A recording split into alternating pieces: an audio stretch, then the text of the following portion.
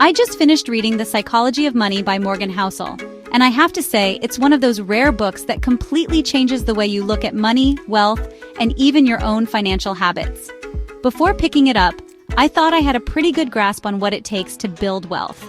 Work hard, save diligently, invest wisely. But Housel's perspective is refreshingly different, and it made me realize that there's so much more to the story than just numbers and spreadsheets. The book completely reframes how you should think about wealth. Instead of focusing solely on financial formulas or chasing the next big investment, Housel encourages us to look inward and examine our own beliefs, habits, and emotions around money.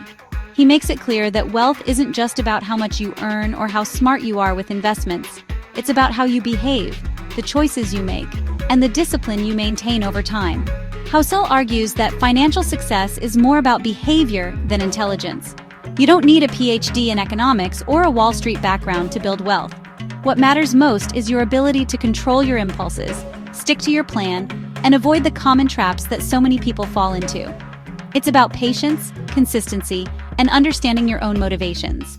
The book is filled with stories and real-life examples that show how our psychology and emotions drive financial outcomes. From tales of people who lost fortunes overnight to those who quietly built wealth over decades, Housel illustrates how fear, greed, and even overconfidence can shape our financial destinies. These stories make the lessons relatable and remind us that everyone, no matter their background, is susceptible to emotional decision-making. One of the most powerful takeaways is that it's not about finding the perfect investment strategy or chasing the hottest stock. Instead, it's about avoiding common behavioral pitfalls, like panic selling during a downturn, overspending to impress others, or falling for get-rich-quick schemes. True wealth is built by making small, smart decisions consistently and learning to manage your emotions, especially when the market gets turbulent. So, if you're ready to rethink your approach to money and discover what really drives financial success, let's dive into the 12 most important lessons from the psychology of money. These insights might just change the way you think about wealth forever.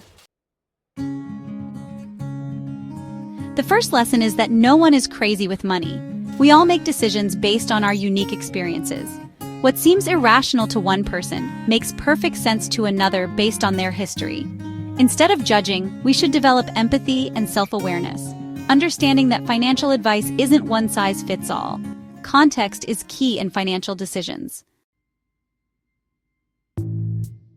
When we think about financial success, it's tempting to believe that hard work and intelligence are the only ingredients that matter.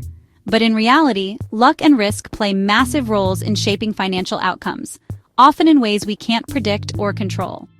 These invisible forces can tip the scales in our favor or against us, regardless of how prepared or talented we might be. Yet, when we hear stories of great success, these elements are often overlooked or downplayed. We love to celebrate the winners, focusing on their achievements and strategies, but rarely do we acknowledge the role that chance played in their journey. The truth is, for every celebrated success, there are countless others who worked just as hard but didn't get the same lucky breaks. Take Bill Gates, for example. His incredible success with Microsoft is often attributed to his vision and determination, but luck was a significant factor too.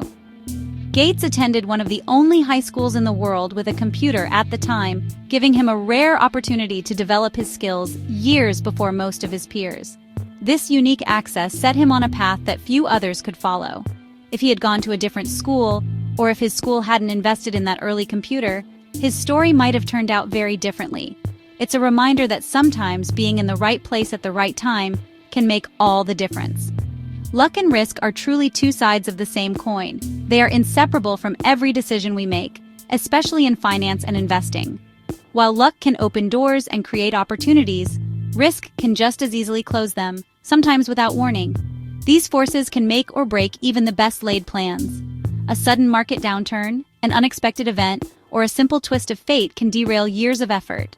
It's important to recognize that not all failures are due to poor choices, just as not all successes are purely the result of skill. Instead of idolizing individuals and trying to copy their every move, it's wiser to focus on broad, successful patterns that stand the test of time.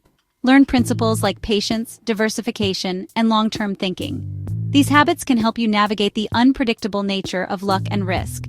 By acknowledging the role of chance, you can stay humble in your successes and be more forgiving of your failures, both your own and those of others. In the end, unseen forces are always at play in our financial lives. Recognizing this can help us make wiser decisions, stay grounded, and approach both success and failure with a sense of perspective and humility. And knowing what enough is can be challenging in a society pushing for more. We live in a world where advertisements constantly bombard us, urging us to buy the latest gadgets, wear the trendiest clothes, and live a lifestyle that often exceeds our means. The pressure to keep up with others can be overwhelming, making it difficult to recognize when we have enough. The danger of social comparison can lead to unnecessary risks. When we see our friends or colleagues with the latest phone or on exotic vacations, we might feel compelled to do the same, even if it means stretching our finances thin. This constant comparison can create a cycle of dissatisfaction and financial instability. Rajat Gupta's story shows how not knowing enough can lead to downfall. Despite his immense success, his desire for more led to illegal activities and ultimately his downfall. His story is a stark reminder that the pursuit of more can have serious consequences. Define your version of enough to avoid taking risks for ego's sake. Take time to reflect on what truly matters to you. Is it the latest car, or is it financial security and peace of mind? By understanding your own values and setting personal goals, you can avoid the pitfalls of comparison and live a more content life. Saying, "I have enough," is financial invincibility. It means you are not swayed by external pressures and have control over your financial decisions.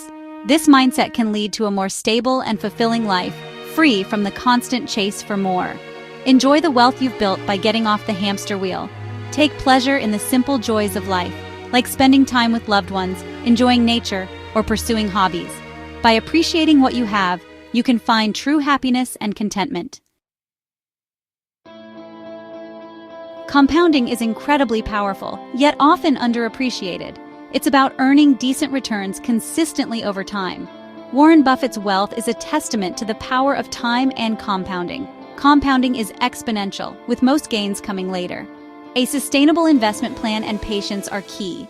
Let time in the market work its magic. Getting wealthy and staying wealthy require different mindsets. Getting wealthy involves risk-taking and optimism. Staying wealthy is about defense, humility, and survival. Avoid risking what you have for what you don't need. Diversification and a high savings rate are crucial. Staying rich provides freedom and security. Tail events drive most results in investing. A few extreme days account for most market gains and losses. Venture capital and stock portfolios rely on a few massive successes. Diversification ensures you capture tail event winners. Stay invested to avoid missing out on key days. Accept that a few big winners make all the difference. The highest form of wealth is controlling your time. Happiness comes from autonomy, not material possessions. Money provides options and the ability to say no. Set financial goals that buy freedom, not just stuff. Use money to increase happiness and autonomy. Wealth is hidden. It's what you don't spend. Richness is visible income, but wealth is unspent assets. Avoid the cycle of trying to look rich. Focus on saving and investing over spending. True wealth is quiet and provides freedom. Your savings rate is more important than investment returns. You control your savings rate, not market returns. A high savings rate provides flexibility and security. Saving money buys time and options. Focus on the gap between income and spending to build wealth. Being reasonable with money is better than being purely rational. Choose a strategy you can stick with emotionally. Avoid catastrophic mistakes by being reasonable. Personal finance is more about personal comfort than mathematical perfection. The best plan is one you can maintain long-term. Always leave room for error in your financial plans. Build a buffer to endure the unexpected. A margin of safety ensures survival in worst-case scenarios. Avoid living on the edge to prevent desperation-driven decisions. Room for error ensures long-term success. Adapt to change, as your future self will differ from today. Avoid rigid plans that don't allow for growth. Build flexibility into your financial life. Hold goals loosely and allow for detours. The best plans accommodate change. Managing money is about behavior, not just numbers. Focus on patience, discipline, and humility. Control what you can: savings rate, ego, patience. Use money to live a better, happier life. Achieve true freedom by controlling your time.